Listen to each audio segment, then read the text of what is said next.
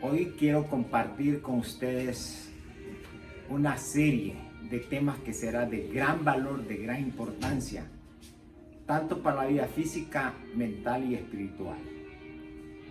En la serie que quiero compartir, la pregunta es como una reflexión. ¿Sabe usted por qué el cuerpo humano se puede comparar con el santuario celestial? Bueno, para esto va a ser una serie.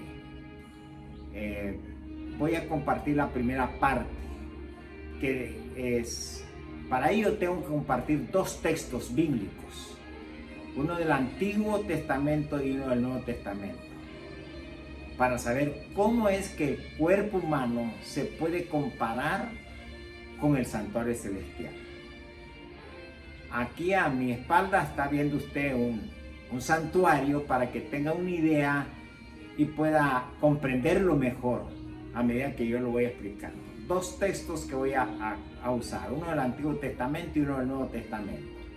El primero está en Éxodo 25, 8 y 9, donde Dios le dijo a Moisés: me vas a hacer un santuario, me harás un santuario y yo voy a habitar en medio de ustedes, y lo harás conforme al modelo que se te mostró en el monte Sinaí. Así que lo harás conforme al diseño del tabernáculo, conforme al diseño de sus enseres. Aquí lo que tenemos que rescatar es que Dios tiene deseo vehemente de estar en medio de nosotros, no solamente en medio de nosotros, sino en medio de nuestro corazón. Y lo vas a hacer, ese santuario, conforme al modelo que se te mostró en el monte Sinaí. Ese modelo es el original. El de la tierra es una copia de ese original. Y lo vas a hacer también no solo conforme al tabernáculo, conforme al diseño del tabernáculo, sino también lo harás conforme al diseño de sus enseres. Sus enseres son sus muebles, sus utensilios. Ahora, yo quiero explicar que ese santuario que tenía que ser Moisés conforme al original, el de la tierra, era una copia. Pero al principio, cuando recibió este mensaje, ellos estaban en un desierto, en el desierto de allá de Egipto, todo eso, porque fue el monte Sinaí que está en Egipto. Entonces, ese santuario no era fijo, era un santuario que tenía que ser movible, porque tenían que ir ellos avanzando hasta llegar a la Canaán terrenal. Ellos tenían que ir avanzando, así que lo montaban y por unos días, y a los otros días lo desmontaban porque tenía que avanzar más. Así que era fijo, no era fijo, era movible. Pero cuando ya entraron a Canaán, ya no tenía que ser movible, tenía que ser fijo. Pero siempre tenía que ser conforme al diseño del santuario celestial, conforme al modelo original. El de la tierra era una copia. Cuando entraron a Canaán, ya se establecieron en Jerusalén. En Jerusalén se estableció ya el santuario ya fijo, ya no se movía. Lo hizo Salomón. Salomón hizo el santuario, pero siempre tenía que ser conforme al diseño del santuario celestial, al original. El de la tierra solo era una copia de ese original. Así que así lo hizo Salomón. Pero qué interesante, ese santuario fue destruido allá por el año 600 a.C. por el rey de Babilonia, Nabucodonosor. Lo destruyó. Y al destruirlo, no solamente lo destruyó, sino que también se llevó cautivo a muchos. Y todos se fueron esparcidos. Ya no hay santuario. Ya no puede estar Dios en medio de ellos. porque todos fueron esparcidos. Pero en el año 457 a.C. fue nuevamente reconstruido en tiempo de Esdras, en tiempo de Nehemías. Lo hizo Zorobabel, el sacerdote. Con ellos tres levantaron otra vez el santuario. Ya no igual como la misma gloria del que hizo Salomón, que era hermoso, grande. Pero ese tenía otra gloria. Interesante. Ese santuario del año 457 fue en el tiempo ya de los medios y los persas.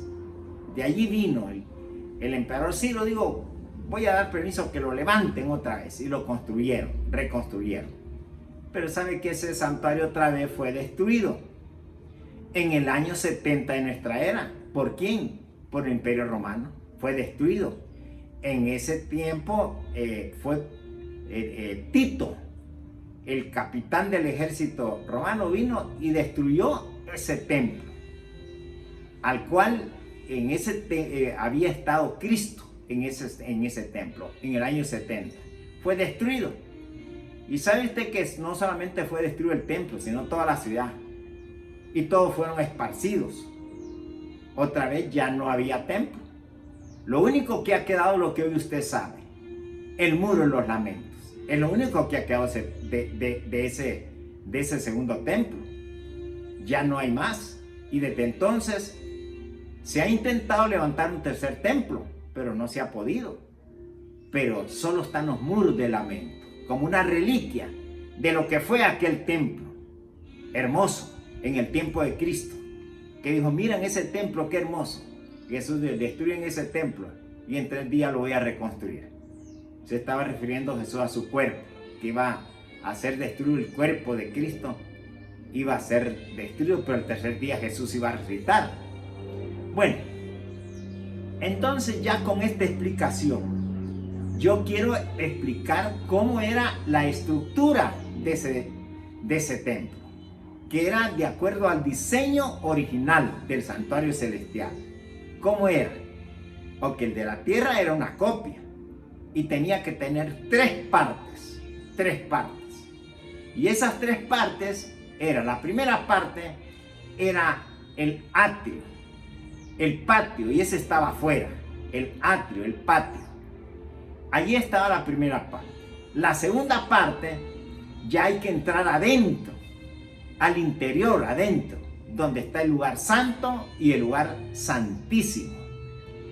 Así que esas son las 3 partes. El atrio, que es el patio que está afuera, y adentro, en el santuario en sí, están las otras 2 partes, el lugar santo y el lugar santísimo. Y usted va a ver que el lugar santo, si usted lo puede ver allí en el fondo detrás de mí, el lugar santo es más largo. Es más largo en tiempo y en espacio físico. Pero el lugar santísimo usted lo va a ver allí. Véalo allí, usted lo está mirando. Entonces el lugar santísimo es más corto. Es más corto en tiempo y en espacio físico. Así que ya allí lo está viendo en esa exposición. El atrio está afuera. En el atrio hay 2 muebles. Ese es el diseño, 2 muebles. El atrio está afuera, el patio. Ahí hay 2 muebles. Un altar de sacrificio que es de bronce. Fue hecho de bronce. El altar de sacrificio o el holocausto. Y entre ese altar y el santuario hay otro mueble, también de bronce. Es la fuente. Y cada una de esas partes es muy interesante. Después de la fuente, que está entre el altar de sacrificio y el santuario, entonces hay una cortina que separa lo que está afuera de lo que está dentro. Esa cortina separa el atrio, o sea el patio que está afuera, de lo que está dentro, que adentro está el lugar santo y el lugar santísimo. En el lugar santo, como les dije, es más largo en tiempo y en espacio físico. Allí hay 3 muebles. A la mano derecha, es al lado norte, estaba la mesa de los panes. Esa mesa de los panes, qué interesante. Allí están. La mesa tenía que tener 2 platos, cada uno con 6 panes. Un plato con 6 panes y el otro plato con 6 panes. Total 12 panes, representaban las 12 tribus de Israel. Y es interesante los dos platos. ¿Por qué? Porque uno era para un sacerdote y el otro para el otro sacerdote. Uno representa al Padre y el otro a Jesucristo. Bueno, hay 2 panes. Pero al lado izquierdo, en el lugar santo, está otro mueble. Ese era el candelero de oro. El candelero de oro tenía 7 lámparas. 6 a un lado y 6 al otro. Y arriba la 7ª lámpara, que tenía que estar siempre con aceite para tener iluminado por dentro. Y al fondo, entre el lugar santo y el lugar santísimo, hay una cortina, hay un velo, una cortina que separa el lugar santo del lugar santísimo. Allí, al frente de ese, en el siempre lugar santo, está otro mueble de oro. Se le llama el incensario de oro, o el altar de oro, o el altar del incienso, donde se le ponía un incienso, y allí con carbón que había fuego, el incienso se quemaba y subía con un aroma para aromatizar el lugar santo y el lugar santísimo, porque ese humo subía y pasaba al lugar santísimo. Ahora, en el lugar santísimo, que es más corto, recuerden, en tiempo y en espacio físico, solo había un mueble. Ese mueble se le llamaba el arca del testimonio, el arca del testimonio.